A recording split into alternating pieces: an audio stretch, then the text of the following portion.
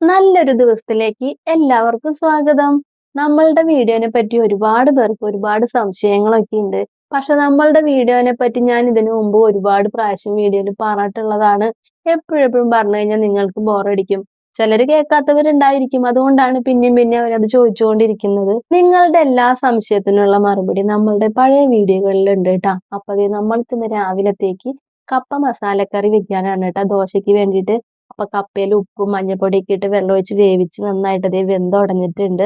ഇനി നമ്മളൊരു ചീഞ്ചട്ടി അടുപ്പത്ത് വെച്ച് കുറച്ച് വെളിച്ചെണ്ണ ഒഴിച്ച് അതിലേക്ക് കുറച്ച് ഇഞ്ചി വെളുത്തുള്ളി ചതച്ചതും കുറച്ച് സവോള കട്ട് ചെയ്തതും കുറച്ച് ഇട്ട് കൊടുത്ത് ഒന്ന് ഇളക്കിയതിന് ശേഷം കുറച്ച് കറിവേപ്പിലയും ഇട്ട് നന്നായിട്ടൊന്ന് വഴറ്റിയെടുക്കുക. അതൊക്കെ ഒന്ന് നന്നായി വഴന്ന് വരുമ്പോൾ അതിലേക്ക് കുറച്ച് ചിക്കൻ മസാലയും കുറച്ച് മുളക് പൊടിയും ഇട്ട് നന്നായിട്ടൊന്ന് വഴറ്റിയെടുത്തതിന് ശേഷം നമ്മൾ വേവിച്ച് വെച്ചിട്ടുള്ള കപ്പ അതിലേക്ക് ഇട്ട് കൊടുത്ത് നന്നായിട്ടൊന്ന് ഇളക്കി മിക്സ് ചെയ്തെടുത്തു കഴിഞ്ഞാൽ നമ്മുടെ മസാലക്കറി ഇവിടെ റെഡിയാണ് കേട്ടോ.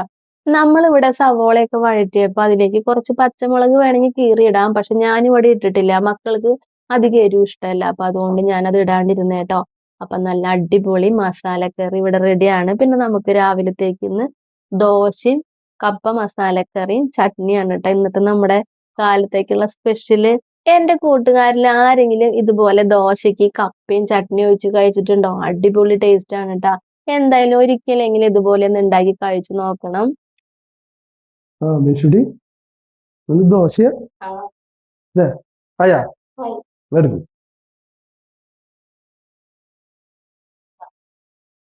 മുട്ടക്കറിയല്ലല്ലോ, ഇതെന്തൊരു ദോശയും ചട്നിയും.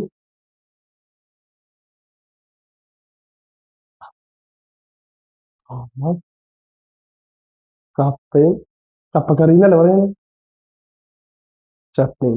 ഇത് കിഴക്കമ്പാട്ടര ഒരു സ്ഥലത്ത് ഹോട്ടലിൽ കിട്ടും. എന്ത് ടേസ്റ്റാന്ന് പറയും. അത് അപ്പാപ്പ ഉണ്ടാക്കി തരും ഹോട്ടലിലെ. അവരുടെ ഹൈലൈറ്റ് ആണത്. ജോയ് ടേസ്റ്റാ.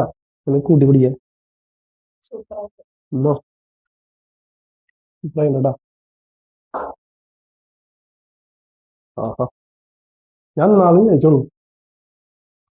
അതിൽ പോയിപ്പോ നമ്മളുടെ രാവിലത്തെ തിരക്കൊക്കെ കഴിഞ്ഞു. അപ്പൊ നമ്മൾ അമ്മയുടെ അടുത്തേക്ക് പോവാൻ നോക്കുകയാണ് കേട്ടോ. അമ്മയുടെ അടുത്തേക്ക് പോകുമ്പോ അമ്മയ്ക്ക് എന്തെങ്കിലും കഴിക്കാൻ കൊണ്ടുപോവാന്ന് വിചാരിച്ചിട്ടാണ് കേട്ടോ. അപ്പൊ നമ്മൾ രാവിലെ ഉണ്ടാക്കിയ ദോശയും മസാലക്കറിയും ചട്നിയൊക്കെ അതേ പാക്ക് ചെയ്ത് എടുക്കുകയാണ്. എനിക്ക് എന്തെങ്കിലും ഇവിടെ ഉണ്ടാക്കി കഴിഞ്ഞാൽ അപ്പൊ അത് അമ്മയ്ക്ക് കൊണ്ടുപോയി കൊടുത്തില്ലെങ്കിൽ ഒരു സമാധാനം ഉണ്ടാവില്ല കേട്ടോ. നിങ്ങൾക്കും ഇഷ്ടല്ലേ അമ്മ കഴിക്കുന്നത് കാണാൻ? അപ്പൊ അടുത്ത വീഡിയോ ആയിട്ട് വരാട്ടോ.